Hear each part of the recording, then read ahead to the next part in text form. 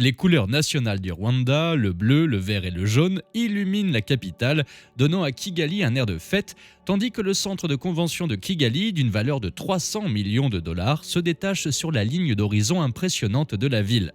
Non seulement il s'agit du plus grand centre de congrès d'Afrique de l'Est, mais il représente aussi quelque chose de bien plus grand. C'est un parfait exemple de prospérité et de fierté nationale pour un pays qui s'est relevé d'un génocide dévastateur en 1994, où près d'1 million de personnes ont perdu la vie, laissant des traces de ruines économiques. Aujourd'hui, cette petite nation vallonnée et enclavée ne se contente pas de faire de la figuration.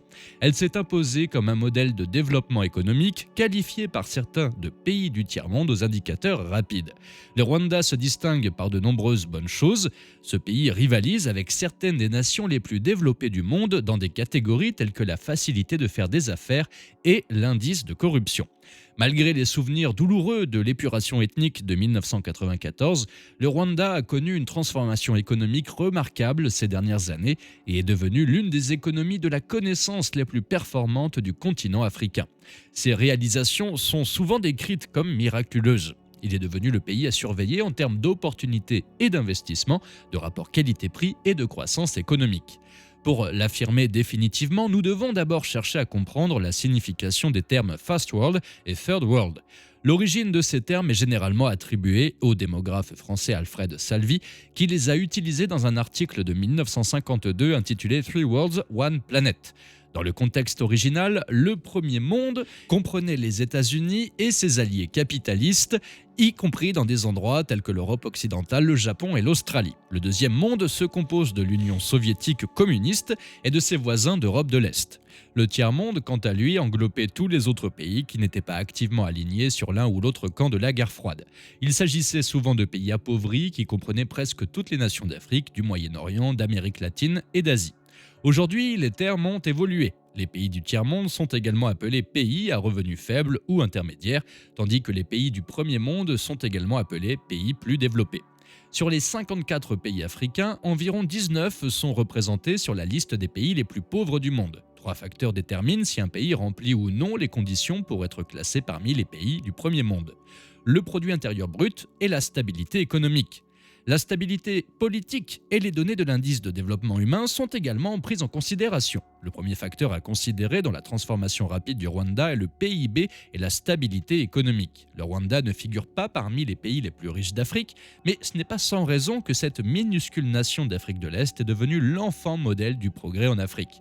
En 2000, le gouvernement a établi Vision 2020, une stratégie de développement à long terme dont l'objectif principal est de transformer le Rwanda en un pays à revenus moyens d'ici 2020 en s'appuyant sur un secteur privé florissant. Depuis lors, l'économie rwandaise a connu une croissance régulière de 7% par an, ce qui lui a valu la réputation d'être l'une des économies à la croissance la plus rapide d'Afrique. Le gouvernement a entrepris des politiques pour améliorer la compétitivité, diversifier la production alimentaire, promouvoir les exportations et contenir les importations. Grâce à cette croissance, le Rwanda a pu sortir au moins 1 million de citoyens de la pauvreté entre 2000 et 2015, ce qui en fait l'une des rares nations africaines en passe d'atteindre les objectifs de développement durable soutenus par les Nations Unies.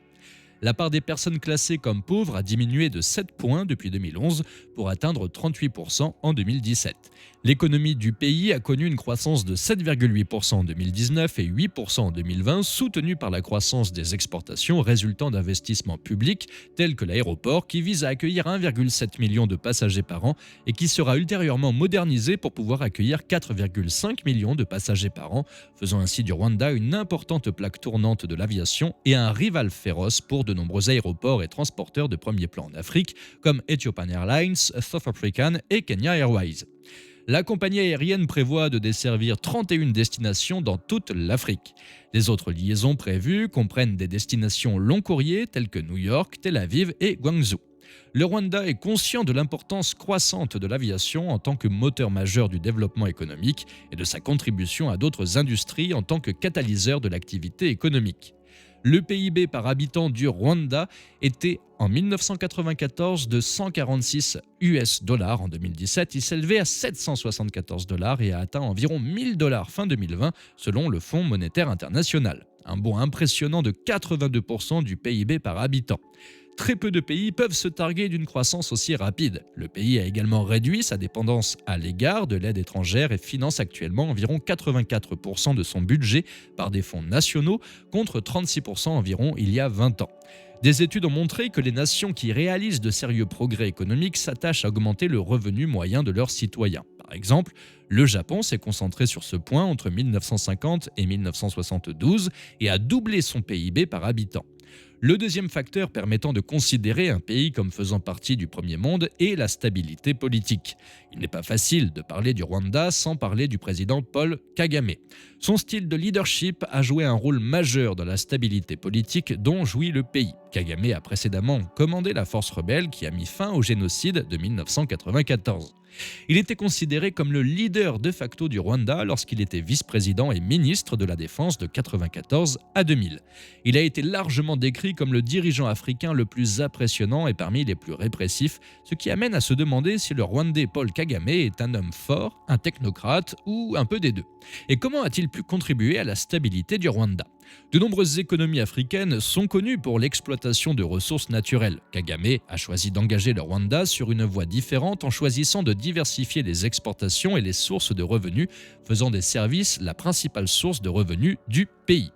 Grâce aux investissements dans les infrastructures telles que le State of Art Convention Center en 2018, l'International Congress and Convention Association a classé Kigali comme la troisième destination de conférences et d'événements la plus populaire sur le continent, après le Cap en Afrique du Sud et Casablanca au Maroc. Le Rwanda a doublé ses revenus issus du tourisme de conférences et les investisseurs y ont prêté attention. Des hôtels, entre autres, sont prêts à augmenter les investissements et à créer des milliers d'emplois dans le pays.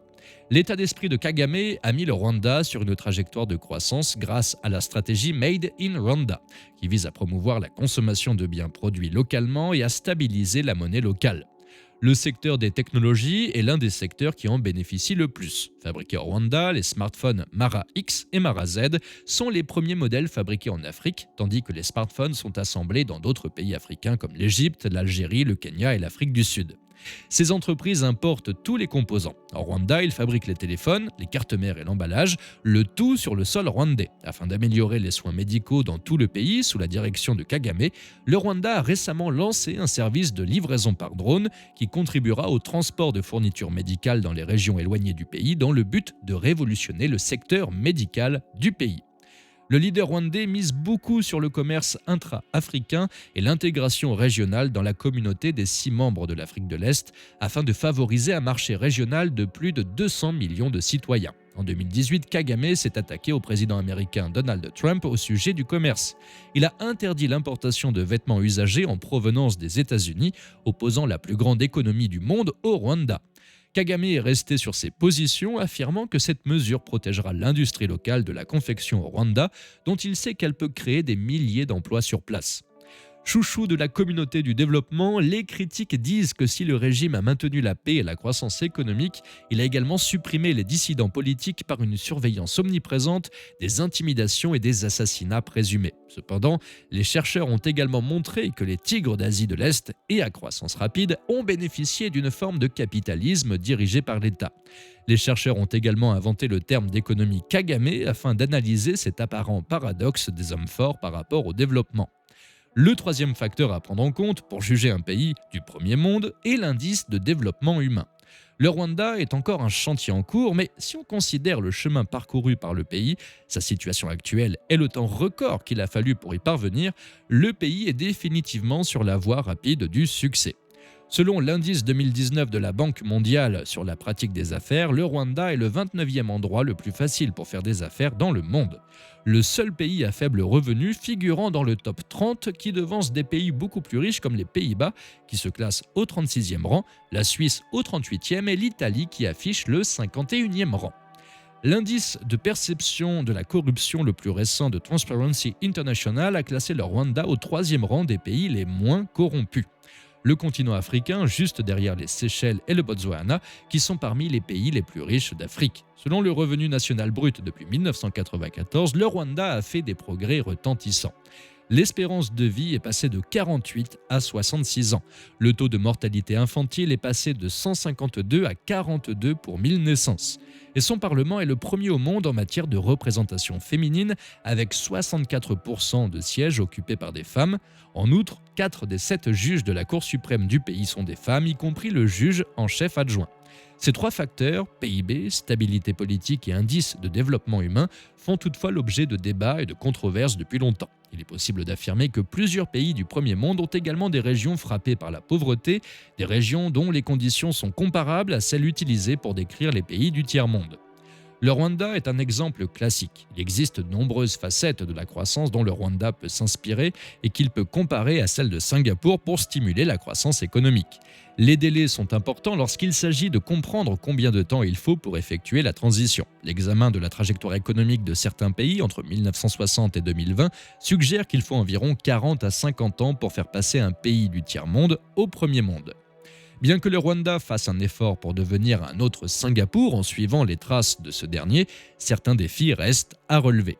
Les critiques affirment que le Rwanda ne bénéficie pas de certains des avantages de Singapour et qu'il lui faudra peut-être plus de temps pour reproduire le succès de Singapour. En effet, ce dernier a accès à la mer grâce à un port sauvage et très actif. Le Rwanda est enclavé. Singapour possède l'un des meilleurs systèmes éducatifs du monde. Le Rwanda est en train de passer d'une population agraire à un système économique basé sur la connaissance. Singapour se trouve dans un voisinage politique stable, alors que le voisinage du Rwanda est confronté à une politique régionale volatile. Malgré les défis, les indicateurs du Rwanda sont toujours plus qu'impressionnants. Singapour est passé d'un pays du tiers-monde à un pays du premier monde en seulement 60 ans. Le Rwanda, en revanche, a fait de grands progrès 25 ans seulement après le génocide. Bien sûr, le Rwanda, dont l'économie s'élève à 8,4 milliards de dollars, est encore loin de devenir un pays très développé. Mais il est certain qu'il remplit les conditions nécessaires à une croissance économique soutenue. Le Rwanda est sans aucun doute sur la voie rapide pour être l'un des premiers pays d'Afrique à se transformer en un pays du monde rapide. Merci à tous de nous avoir suivis et n'oubliez pas de laisser vos commentaires ci-dessous et bien sûr de vous abonner. Et on se donne rendez-vous tout de suite dans la prochaine vidéo.